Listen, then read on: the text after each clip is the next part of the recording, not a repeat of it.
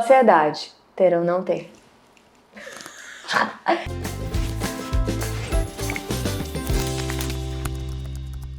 É o seguinte, se dois sócios concordam toda hora, um deles não é necessário. Por isso que a gente briga! Então, esse é aquele vídeo que a gente vai fazer. Aí, se você tá paquerando aquela pessoa pra ser seu sócio, você manda pra ele. Isso, já manda pra ver se ela aguenta o tranco, se ela corresponde, porque pra você fazer uma sociedade tem que ter aquela paquera. Tem que ter, né? Eu investi muito na Manu. Eu fui aquele homem que chega, dá presentinho, vai agradando. Eu vim aqui no consultório dela, deixava coisa pra filha dela, porque quer agradar uma pessoa, agrade dando para o filho. Como é aquela frase? Quem a boca do meu filho adoça... Adoça a minha também. Adoça a minha também. Ela foi me comprando, olha aí, eu tava percebendo tudo e fui indo. Ela gostou até de que a ser. gente se casou. Mas sociedade é casamento. Sociedade é um casamento bem sério, inclusive. Menina, se dá ruim aqui, pode dividir os bens. Exatamente. Quebra as paredes.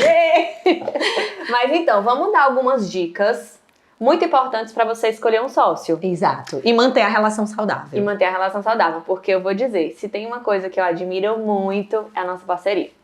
Habilidades complementares, eu acho que o pessoal diz, a gente nunca vê a Manu e a Camila brigando, a gente finge muito bem. Mas eu diria, vamos lá, primeiro, intenção. Eu acho que sócios, eles têm que ter os mesmos valores. Verdade. Se forem pessoas de valores distantes, que acreditam em coisas muito diferentes, né, que têm ideologias díspares, provavelmente esse casamento não vai dar certo. E valor não é certo ou errado, que é isso que você tem que compreender. Valor é aquilo que eu valoro para a minha vida, que eu quero aplicar, viver aquilo.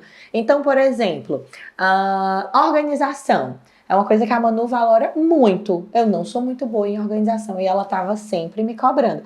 Eu modifiquei várias coisas para ser mais organizada, porque eu precisava estar com um valor alinhado para ela. Então, para ela era muito importante que a gente tivesse uma organização de processos na empresa que tornasse a empresa de forma mais autônoma e independente. E para isso passava por mim. Então, valor, nem sempre você vai dizer, mas a Camila não está errada por isso. Não é certo ou errado. Na sociedade, vocês precisam compreender que não existe essa perspectiva. Existe o que o outro acredita que é melhor para a empresa. E a empresa, ela é um filho. A gente não fala muito das práticas educativas. Então, eu e a Manu, com frequência, somos aqueles pais que precisam sentar e definir as práticas educativas para com a nossa empresa. Então, a gente tem que pensar o que é que a gente quer passar de cultura para as nossas funcionárias, como é que a gente quer que o processo aconteça. E isso, gente, demanda muito alinhamento, porque às vezes eu penso de uma forma e quero dar um tipo de gratificação e a Manu diz, olha, vamos pensar se esse é o melhor momento, o que é que essa gratificação vai comunicar? Vai ser uma gratificação só por gratificar? Então, a gente precisa fazer esse movimento constante. Então, para que você consiga, né, pensar, uma boa sócia para mim para eu abrir um negócio? Uma pessoa que você consiga conversar, ter um diálogo aberto. Sem melindres. Então, comunicação sem melindres é outro ponto importantíssimo. Se você tem dedo para falar com a pessoa, se a pessoa é do tipo que você conversa e ela se irrita, exatamente, eu diria que é uma pessoa que provavelmente é de difícil convivência.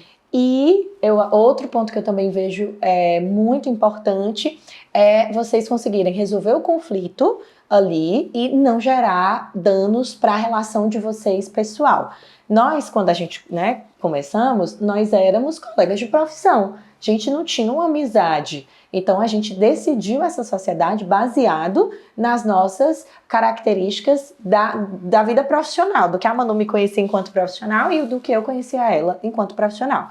Conforme o vínculo foi avançando, eu fui conhecendo a Manu pessoa, a Manu mãe, a Manu esposa.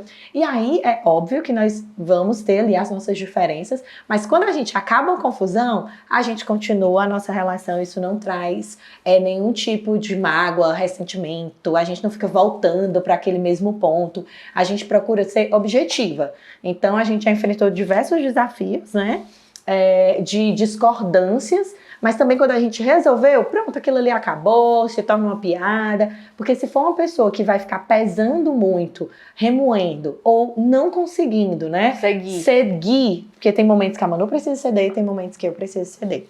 Então, uma pessoa mais inflexível, você também vai ter uma dificuldade aí de manter essa sociedade. Outro ponto importantíssimo, habilidades complementares, né? Então a Camis é uma pessoa, a gente brinca que eu sou o pai da empresa, ela é a mãe. Então ela tem habilidades excelentes de networking, comunicação, afetividade. Então onde ela passa, ela leva muito esse afeto, esse carinho, essa leveza.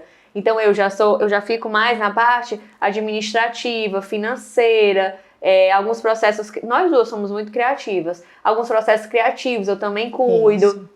Então, aquele lado do cérebro, né, não tem um que é bem colorido e o outro organizado. Da nossa logo, o lado do cérebro e o coração. Pronto, somos nós duas.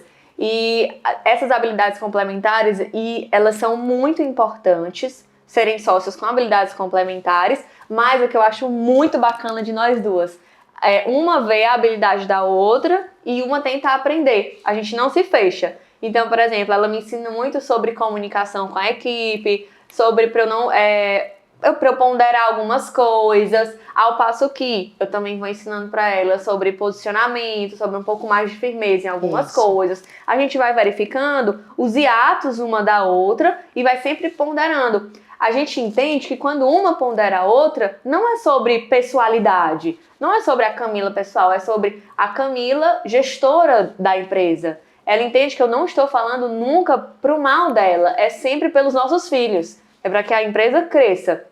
Então tem que ter essa maturidade, é muito importante que vocês escolham para ser sócio uma pessoa que tenha essa maturidade. E isso, gente, e uma coisa que a gente conversa muito, né, amiga? A gente observa a pessoa não é pelo que ela nos diz, é por como ela se comporta.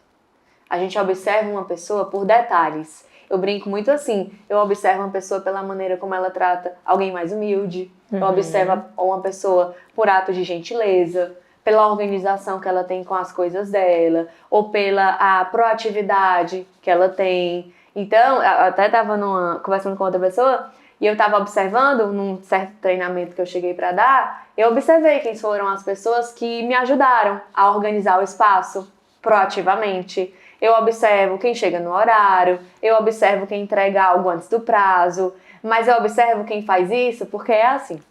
Então. Porque quem faz isso sem ser assim, por fingimento, a gente também observa. Que nem se sustenta, não né? se sustenta. Por pouco tempo, você já vê que a pessoa tem uma modificação do comportamento.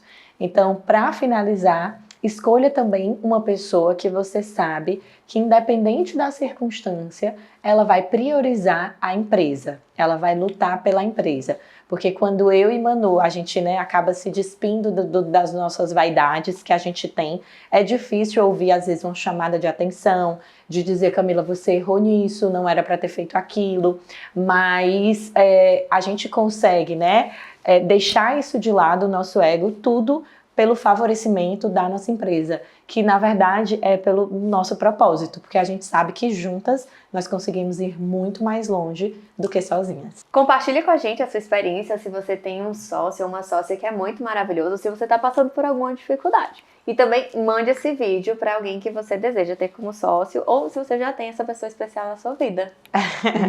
Tchau e até o próximo vídeo.